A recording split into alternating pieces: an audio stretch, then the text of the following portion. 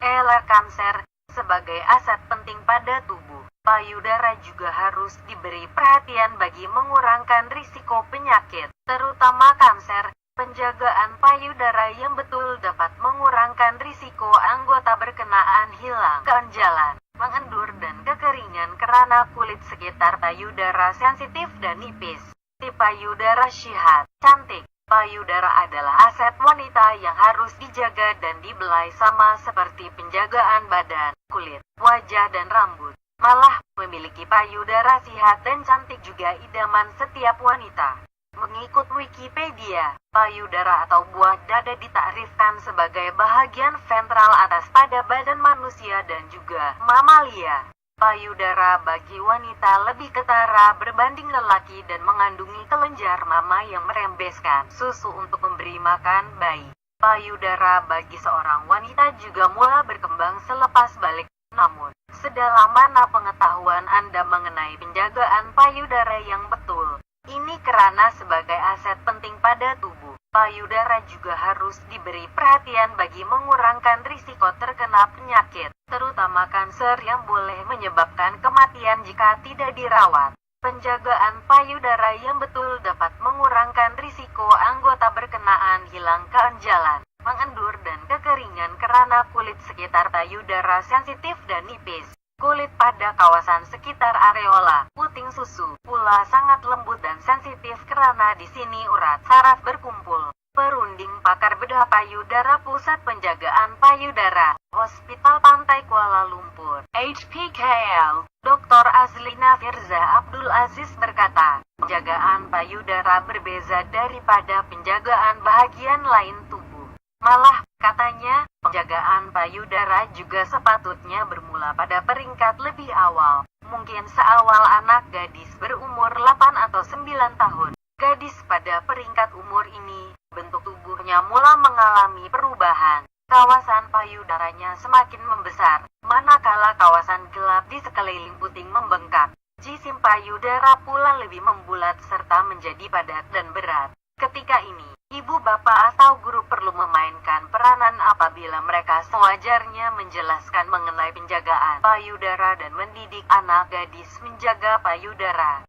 Seseorang ibu juga tidak sepatutnya mengelak berbicara mengenai topik ini karena mereka paling berhak memberi pemahaman jelas kepada anak gadis, katanya. Menurutnya, pemakaian baju dalam atau coli untuk anak gadis yang mengalami pembesaran payudara adalah penjagaan awal. Anggota itu berikutan pemakaian coli yang tidak sesuai bukan saja menyebabkan ketidakselesaan, malah menyakitkan. Ia juga menyebabkan payudara hilang ketegangan karena coli tidak dapat menampung saiz dan berat payudara.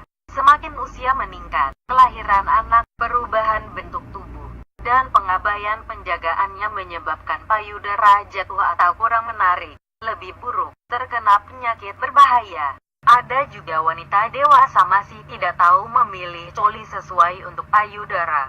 5 daripada 10 pesakit wanita yang datang menemui saya bagi memeriksa payudara mereka selepas mengadu sakit di bahagian anggota itu didapati selama memakai coli.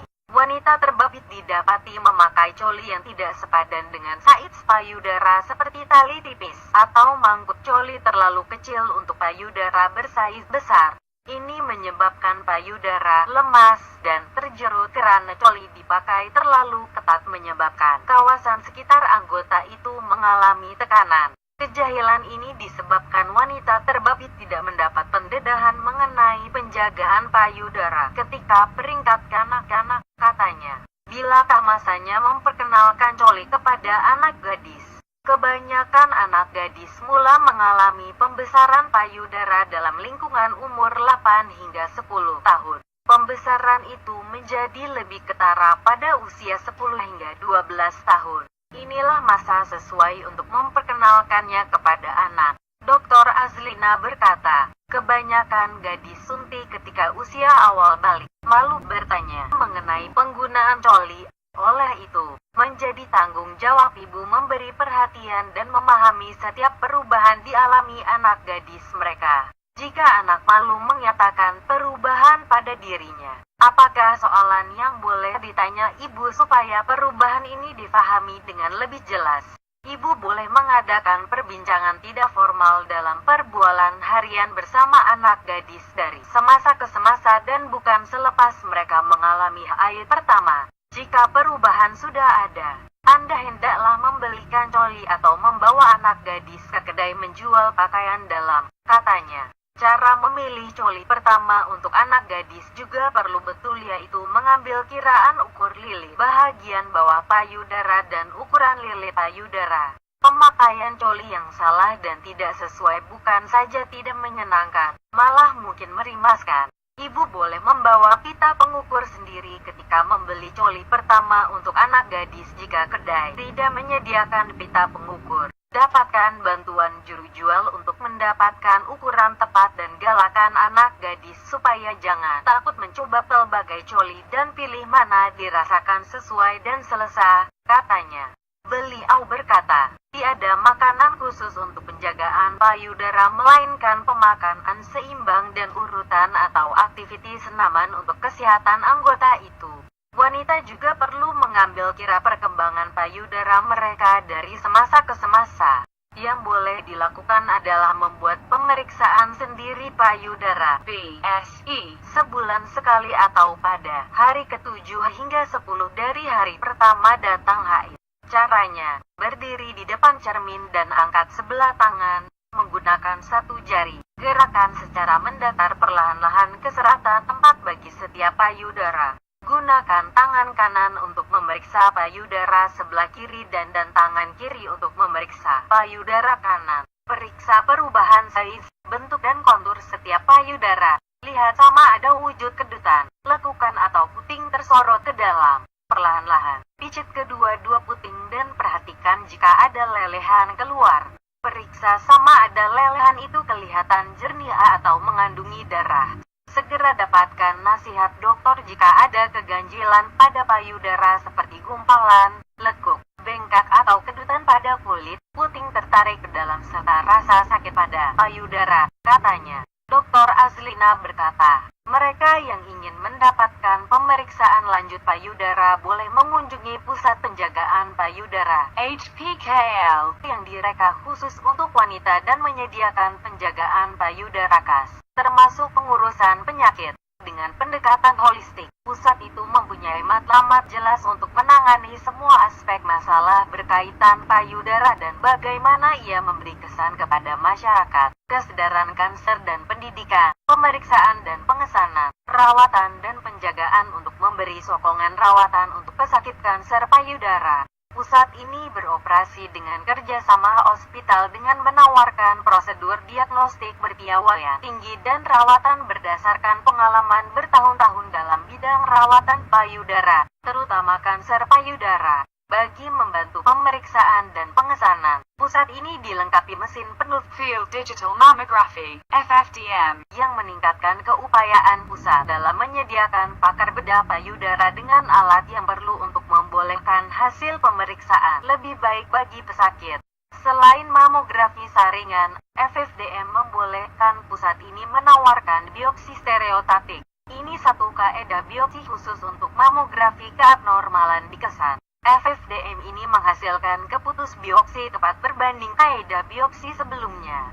Namun, pusat ini turut menawarkan kaedah diagnostik dan pelbagai pemeriksaan lain seperti ultrasound, jarum halus aspirasi sitologi, aspirasi sista dan pemetaan node sentinel berpandu. Kami juga menyediakan khidmat kaunseling oleh kaunselor terlatih mengenai penjagaan payudara, katanya. 9 fakta payudara. Payudara kiri biasanya lebih besar. Ini mungkin sulit untuk dilihat, tetapi payudara kiri selalu lebih besar daripada kanan. Setiap wanita memiliki beberapa rambut pada puting. Setiap wanita memiliki antara 2 hingga 15 helai rambut yang tumbuh lurus pada puting. Payudara rata-rata seberat 0,5 kg. Setiap payudara menyumbang sekitar 4 hingga 5% dari lemak tubuh dan dengan demikian 1% daripada berat keseluruhan tubuh seorang wanita adalah berat lemak dari payudara. Lebih 2 juta wanita memiliki payudara palsu. Payudara menjadi lebih besar saat terangsang. Payudara perlukan pelindung. Payudara boleh berubah bentuk. Pemilihan coli. Pastikan tali coli di belakang tidak terangkat.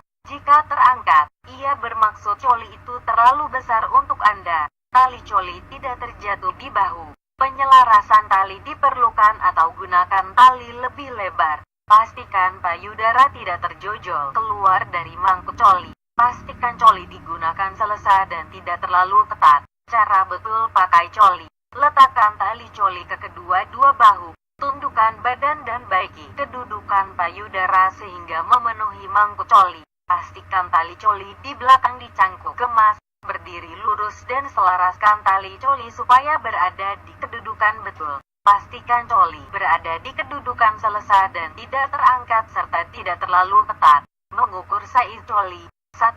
Ukur saiz badan.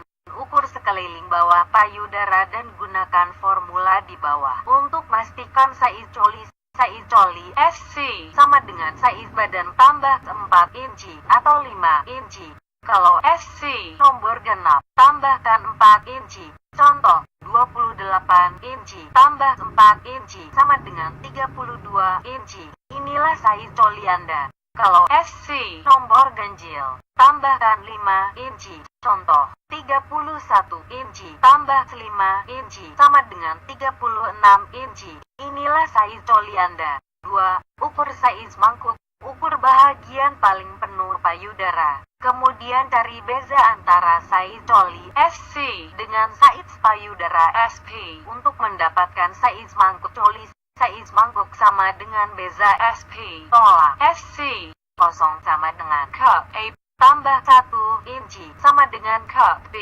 Tambah 2 inci sama dengan cup C. Tambah 3 inci sama dengan cup D. Tambah 4 inci sama dengan cup DD.